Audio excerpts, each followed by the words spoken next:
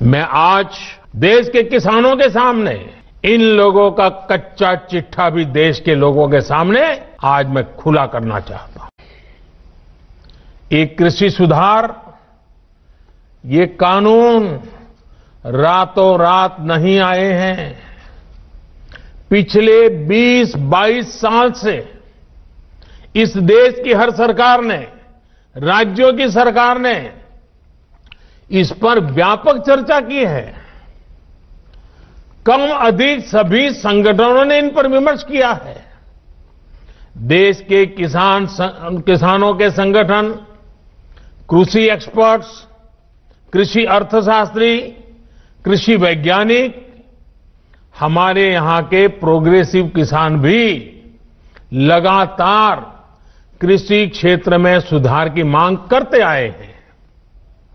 सचमुच में तो देश के किसानों को उन लोगों से जवाब मांगना चाहिए जो पहले अपने घोषणा पत्र में इन सुधार करने की बात लिखते थे, वकालत करते थे और बड़ी बड़ी बातें करके किसानों के वोट बटोरते रहे, लेकिन अपने घोषणा पत्र में लिखे गए वादों को भी पूरा नहीं किया। सिर्फ इन मांगों को टालते रहे क्योंकि किसानों की प्राथमिकता नहीं था और देश का किसान इंतजार ही करता रहा। अगर आज देश के सभी राजनीतिक दलों के पुराने घोषणा पत्र देखे जाएं तो उनके पुराने बयान सुने जाएं, पहले जो देश की कृषि व्यवस्था संभाल रहे थे ऐसे महानुभावों की चिट्ठियां देखी जाए तो आज जो कृषि सुधार हुए हैं वो उनसे अलग नहीं है। होता क्या है? होता ये है कि किसान की पैदावार सस्ते से सस्ते दामों खरीदी जाती है और शहर में महंगे से महंगे दामों बेची जाती है।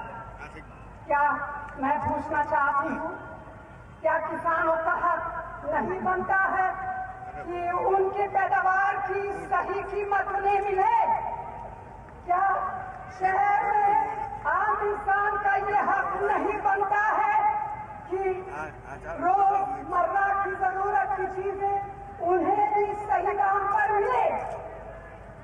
ये तब संभव होगा, ये तभी संभव है जब किसान बिना किसी बिचौलिए के अपनी पैदावार सीधे शहर तक पहुंच सके।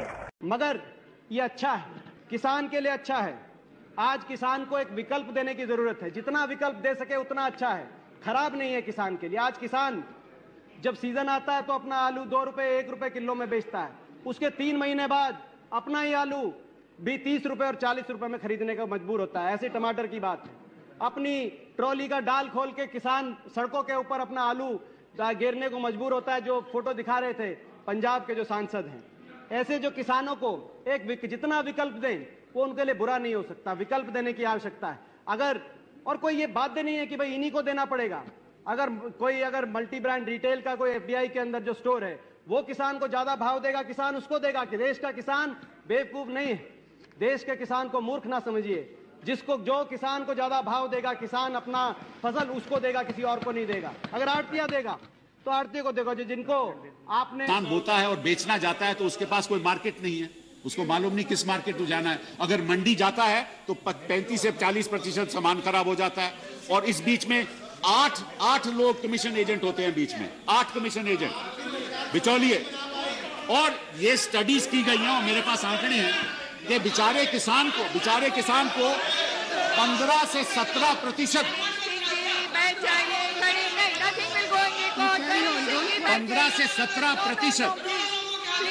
15 से 17% जो माल मार्केट में बिकता है उसका केवल 15 से 17% किसान को जाता है, बाकी बिचौलियों को चले जाता है। तो आप विपक्ष के नेता और विपक्ष दलों को यह तय करना है कि वो किसान के साथ हैं या बिचौलिए के साथ हैं। ये आप तय कर लीजिए। फेडरल स्ट्रक्चर है, लेकिन अगर आप चाहो कि उन प्रदेशों में जहां के मुख्यमंत्री चाहते हैं कि हम लागू करना चाहते हैं, वहां कैसे आप विरोध कर सकते हो? ये एक नया नियम पैदा हुआ है, एक नया डेफिनेशन ऑफ फेडरल स्ट्रक्चर है कि एक प्रदेश दूसरे प्रदेश को कहेगा मैं तो यहां लागू नहीं करूंगा, लेकिन तुम्हें भी लागू नहीं करने दूंगा।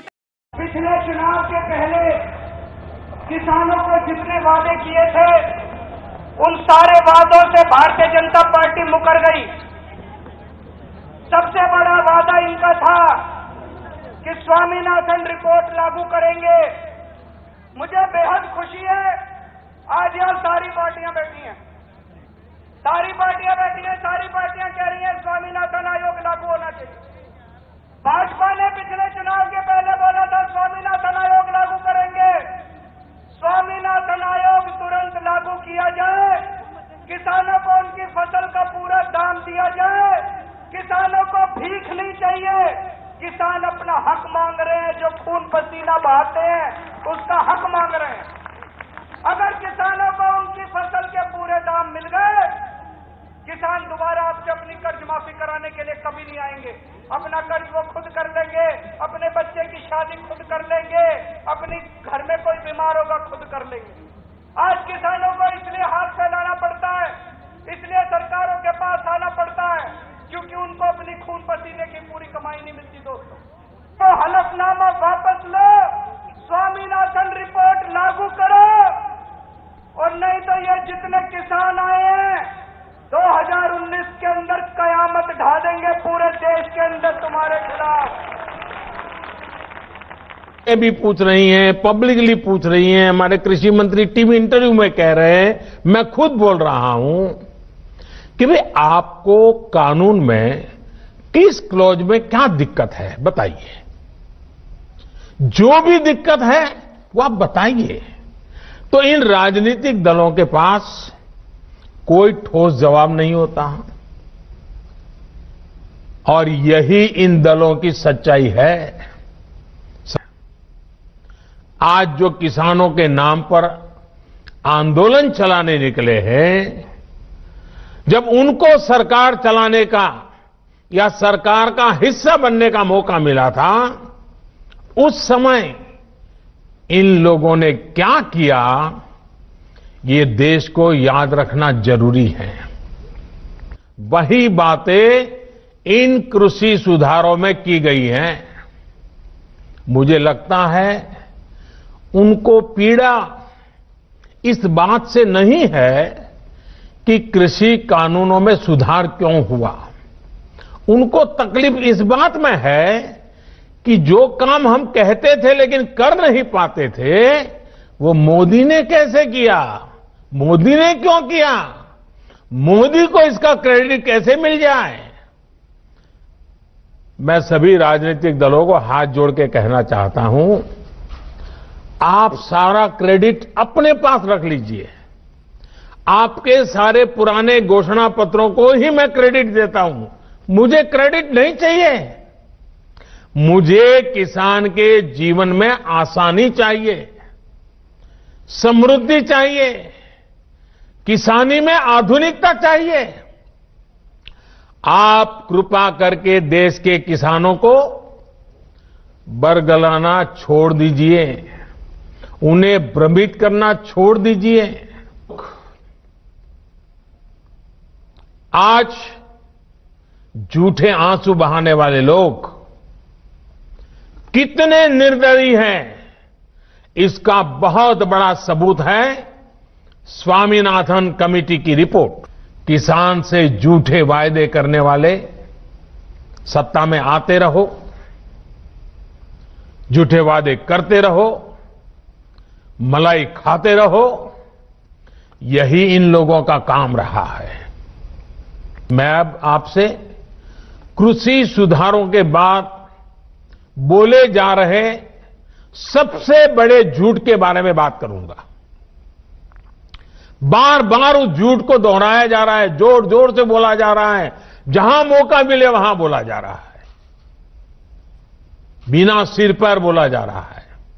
जैसे मैंने पहले कहा था, स्वामीनाथन कमेटी की रिपोर्ट को लागू करने का काम हमारी ही सरकार ने किया। अगर हमें एमएसपी हटानी होती तो स्वामीनाथन कमेटी की रिपोर्ट लागू ही क्यों करते भाई? आपने भी नहीं की थी, हम भी नहीं करते। हमने तो ऐसा नहीं किया, हमने तो लागू की। दूसरा, ये हमारी सरकार एमएसपी को लेकर इतनी गंभीर है कि हर बार बुवाई से पहले एमएसपी की घोषणा करती है। इससे किसान को भी आसानी होती है, उन्हें भी पहले पता चल जाता है कि इस फसल पर इतनी एमएसपी मिलने वाली है।